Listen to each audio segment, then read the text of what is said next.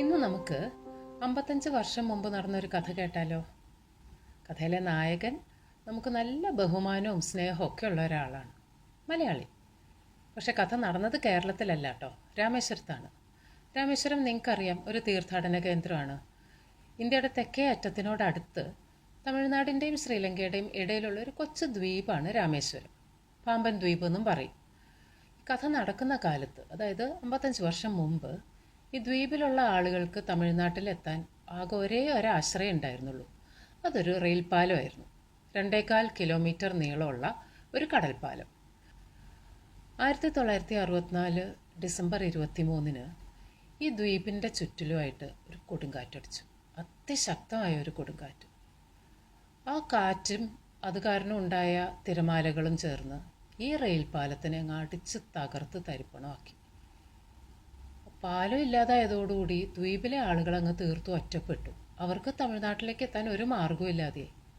മാത്രമല്ല, രാമേശ്വരത്തേക്ക് വരുന്ന തീർത്ഥാടകർക്കും അവിടേക്ക് എത്താൻ നിവൃത്തിയില്ലാതെയായി. അതൊക്കെ കാരണം റെയിൽവേ ഒരു തീരുമാനം എടുത്തു. ഈ പാലത്തിൻ്റെ പുനർനിർമ്മാണം അതിവേഗതയിലായിരിക്കണം. 6 മാസം കൊണ്ട് പണി തീരണം. ഭാരിച്ച ചുമതലയാണ്. ആ ചുമതല റെയിൽവേ ഏൽപ്പിച്ചത് സദേൺ റെയിൽവേയിൽ അന്ന് മംഗലാപുരത്ത് ജോലി ചെയ്തിരുന്ന ഒരു ചെറുപ്പക്കാരൻ ഡിവിഷണൽ എഞ്ചിനീയർ, വെറും 31 വയസ്സ് മാത്രമുള്ള ഈ ശ്രീധരനെയായിരുന്നു. ഇപ്പോൾ ഹീറോ ആരെന്ന് മനസ്സിലായില്ലേ? ശ്രീധരൻ ചുമതല ഏറ്റെടുത്ത് രാമേശ്വരത്ത് എത്തുന്നതിന് മുമ്പേ കഥയിൽ വേറൊരു ട്വിസ്റ്റും കൂടി വന്നു. അന്നത്തെ റെയിൽവേയുടെ ജനറൽ മാനേജറായിരുന്ന BC ഗാംഗുലി ഈ 6 മാസം സമയത്തിനെ 3 മാസമാക്കി ചുരുക്കി. 6 മാസം കൊണ്ട് തന്നെ ഇതെങ്ങനെ തീർക്കുമെന്ന് സംശയിച്ചിട്ടാണ് ഇദ്ദേഹം രാമേശ്വരത്ത് എത്തുന്നത് തന്നെ. അവിടെ എത്തി 2 ദിവസം പാലത്തിൻ്റെ പരിസരം മുഴുവനും അദ്ദേഹം ചുറ്റിക്കറങ്ങി കണ്ടു. അപ്പോഴാണ് ഈ ചുമതലയുടെ ഭാരം എത്രയാണെന്ന് അദ്ദേഹം ശരിക്കും മനസ്സിലാവുന്നത്. പാലത്തിൻ്റെ കോൺക്രീറ്റ് തൂണുകളിൽ 2 എണ്ണം തകർന്നിട്ടുണ്ട്. കപ്പലുകൾക്ക് കടന്നു പോകാൻ വേണ്ടി തുറന്നു കൊടുക്കുന്ന ഒരു ഷേഴ്സർ സ്പാൻ ഉണ്ടായിരുന്നു ഈ പാലത്തിന്. അതിനും നല്ല കേടുപറ്റിയിട്ടുണ്ട്. പക്ഷെ പ്രശ്നം അതൊന്നുമല്ല. 145 ഗേഡറുകളുള്ള പാലമാണിത്. അതിൽ 126 എണ്ണവും കാണാനില്ല. അത് മുഴുവനും പുതിയത് ഓർഡർ കൊടുത്ത് നിർമ്മിച്ച് കൊണ്ടുവരണം. അന്ന് സ്റ്റീൽ ഗേഡറുകളാണ്. അന്നത് നിർമ്മിക്കാൻ സംവിധാനമുള്ളത് ഗുജറാത്തിലും ആസാമിലും. അവിടെ തന്നെ ഇന്നത്തെ അത്രയും വേഗതയിലൊന്നും നിർമ്മിക്കാനുള്ള സൗകര്യങ്ങളില്ലല്ലോ. മാത്രമല്ല, നിർമ്മിച്ച് കഴിഞ്ഞ ഗേഡറുകളെ ഗുജറാത്തിൽ നിന്നും ആസാമിൽ നിന്നും രാമേശ്വരം വരെ എത്തിക്കണ്ടേ. അതിനുള്ള ട്രാൻസ്പോർട്ടേഷൻ സൗകര്യങ്ങളും ഇന്നത്തെ അത്രയും വികസിച്ചിട്ടില്ല. ചുരുക്കി പറഞ്ഞാൽ, ഗേഡറുകൾ നിർമ്മിച്ച് സൈറ്റിൽ എത്തിക്കാൻ തന്നെ 3 മാസം പോയിട്ട് 6 മാസം പോലും മതിയാവില്ല. പിന്നെ എങ്ങനെ 6 മാസം കൊണ്ട് ഇതിൻ്റെ നിർമ്മാണം തീർക്കും? റെയിൽവേയിൽ നിന്ന് പല നിർദ്ദേശങ്ങളും വന്നുകൊണ്ടിരുന്നു. ഇദ്ദേഹവും എല്ലാ സാധ്യതകളും ചകഞ്ഞു നോക്കി.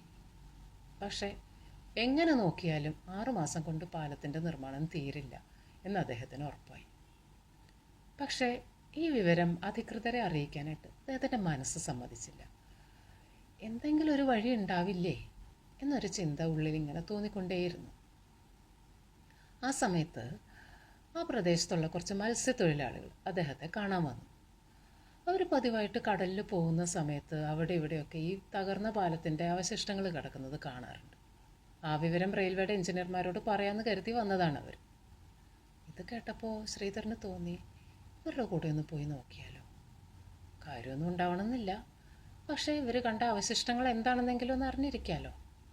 അദ്ദേഹം അവരുടെ കൂടെ പുറപ്പെട്ടു. ഈ പാലത്തിൻ്റെ ഒരു 2 കിലോമീറ്റർ പരിധിക്കുള്ളിലാണ് അവശിഷ്ടങ്ങൾ കിടക്കുന്നത് ഇവർ കണ്ടിരുന്നത്.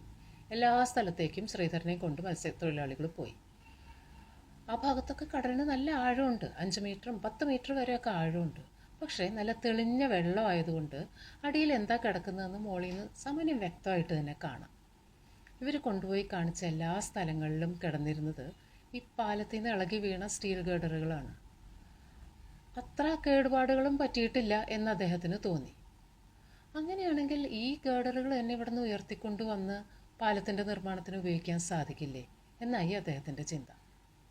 ഇത് ചിന്തിക്കുന്ന അത്ര എളുപ്പമുള്ള കാര്യമല്ല ചെയ്യാനായിട്ട്. കാരണം ഒരു സാധാരണ റെയിൽവേ പാലം നിർമ്മിക്കാൻ ആവശ്യമുള്ള യന്ത്രങ്ങളെ റെയിൽവേ ഇവർക്ക് കൊടുത്തിട്ടുള്ളൂ. അതുപയോഗിച്ച് കടലിൻ്റെ പല ഭാഗത്തു നിന്നും ഗേഡറുകൾ ഉയർത്താൻ സാധിക്കില്ല.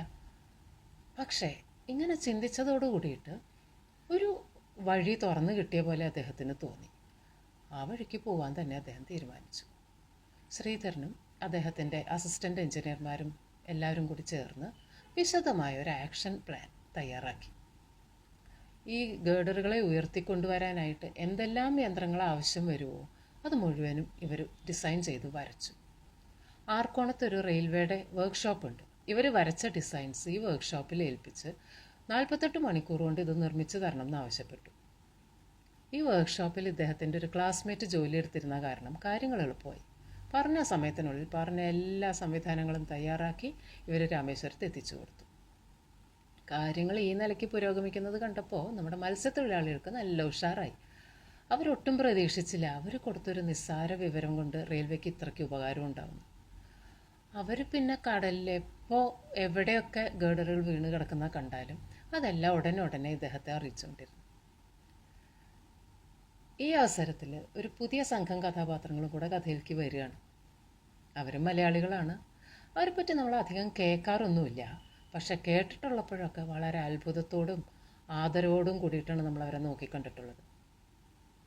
കോഴിക്കോടിനടുത്ത് ബേപ്പൂരിൽ നിന്ന് 1000-ഓളം ഖലാസികളാണ് പാമ്പൻ പാലത്തിൻ്റെ പുനർനിർമ്മാണത്തിനായിട്ട് പാമ്പനിലെത്തിയത്. ഖലാസികളെപ്പറ്റി നമ്മൾ കേട്ടിട്ടുള്ളതൊക്കെ ട്രെയിൻ അപകടങ്ങളുമായിട്ട് ബന്ധപ്പെട്ടിട്ടാണ് അല്ലേ. കായലിലും പുഴയിലും ഒക്കെ വീണ് കിടന്ന ട്രെയിനിൻ്റെ ബോഗികൾ ഖലാസികൾക്ക് മാത്രമേ ഉയർത്തിക്കൊണ്ടുവരാൻ കഴിഞ്ഞുള്ളൂ.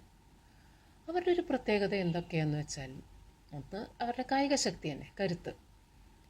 പിന്നെ വളരെ നിസ്സാരമായ ഈ കപ്പി, കയറ്, ചങ്ങല, മരം കൊണ്ടുള്ള ചില റോളറുകൾ ഇതൊക്കെ ഉപയോഗിച്ച് എത്ര ഭാരവും ഉയർത്താനും വലിച്ചു കയറ്റാനും ഒക്കെ ഒരു അസാമാന്യ കഴിവുണ്ട് ഇവർക്ക്.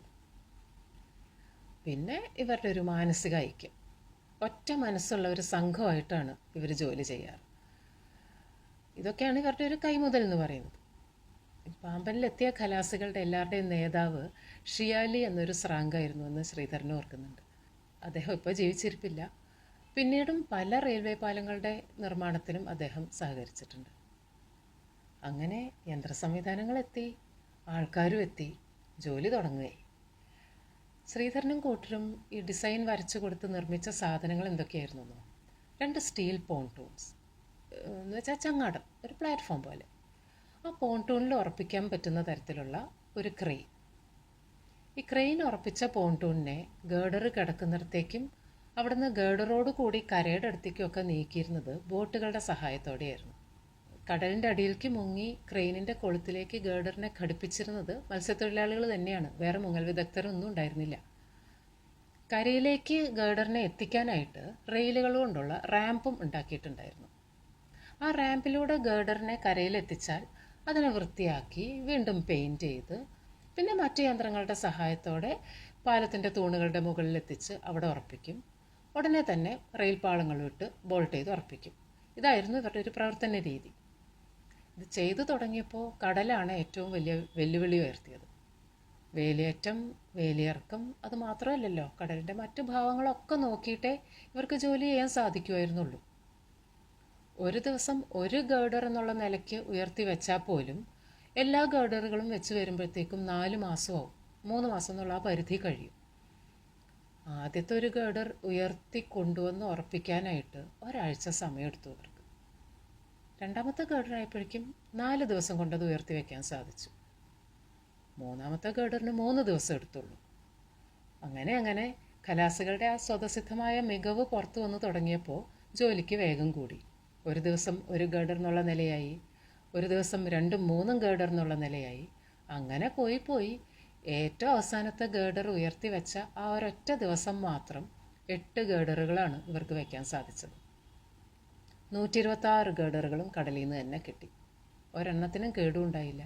ഒരെണ്ണം പോലും ഓർഡർ ചെയ്യേണ്ടിയും വന്നില്ല. 3 മാസമല്ല 6 മാസം കൊണ്ട് നിർമ്മാണം തുടങ്ങാൻ പോലും സാധിക്കില്ലല്ലോ എന്ന് കരുതി വിഷമിച്ച അതേ ശ്രീധരൻ്റെ നേതൃത്വത്തിൽ ബാക്കി എഞ്ചിനീയർമാരും മറ്റ് റെയിൽവേ തൊഴിലാളികളും മത്സ്യത്തൊഴിലാളികളും ഖലാസികളും എല്ലാവരും ചേർന്ന് 1.5 മാസം കൊണ്ട് ഈ 2.25 കിലോമീറ്റർ നീളമുള്ള പാലത്തിൻ്റെ നിർമ്മാണം പൂർത്തിയാക്കി. 46ാമത്തെ ദിവസം പുതിയ പാലത്തിലൂടെ ഓടുന്ന ആദ്യത്തെ ട്രെയിനിൻ്റെ പരീക്ഷണ ഓട്ടം വിജയകരമായിട്ട് അദ്ദേഹം നടത്തി. ഇന്ത്യ മുഴുവനും ഈ ശ്രീധരൻ എന്ന പേര് ശ്രദ്ധിച്ചു തുടങ്ങുന്നത് ആ ദിവസം മുതലാണ്. ഇതേ പ്രവർത്തന രീതി തന്നെയാണ് അദ്ദേഹം പിന്നെ കൽക്കട്ട, ഡൽഹി, കൊച്ചി മെട്രോകളിലും കൊങ്കൺ റെയിൽവേയിലും കൊച്ചിൻ ഷിപ്പ്യാർഡിലും എല്ലാം നടപ്പിലാക്കിയത്. ഇവിടെയെല്ലാം അദ്ദേഹം നേരിട്ട വെല്ലുവിളികൾ എന്തായിരുന്നെന്നും അതിനെ എങ്ങനെയാണ് തരണം ചെയ്തതെന്നും ഒക്കെ അദ്ദേഹത്തിൻ്റെ ജീവചരിത്രമുണ്ട്. കർമ്മയോഗി ശ്രീ MS അശോകൻ എഴുതിയതാണ്. അതിൽ വളരെ വിശദമായിട്ട് ഇതെല്ലാം കൊടുത്തിട്ടുണ്ട്. എല്ലാ സാധ്യതകളും അടഞ്ഞു കിടന്നിരുന്ന സമയത്തും എന്തെങ്കിലും ഒരു വഴി കാണുമല്ലോ എന്ന് അദ്ദേഹത്തിൻ്റെ ഉള്ളിൽ തോന്നിയ ആ ചിന്തയാണ് ഇന്ന് നമ്മൾ കാണുന്ന പാമ്പൻ പാലമായിട്ട് മാറി അവിടെ നിൽക്കുന്നത്. അങ്ങനെ ഒരു ചിന്ത മനസ്സിൽ വന്നു കഴിഞ്ഞാൽ പിന്നെ കേൾക്കുന്നതോ കാണുന്നതോ ആയ ഒരു കാര്യത്തിനെയും നിസ്സാരമാക്കി തള്ളിക്കളയാൻ തോന്നില്ല. സത്യം പറഞ്ഞാൽ ഈ ലോക്ക്ഡൗൺ സമയത്ത് നമ്മൾ പലരും ചെറുതോ വലുതോ ആയ അനുഭവങ്ങളിലൂടെ ഇത് തിരിച്ചറിഞ്ഞിട്ടുണ്ടാവും അല്ലേ? ഒരു സാധ്യത എല്ലായിടത്തും എപ്പോഴും ഉണ്ടാവും.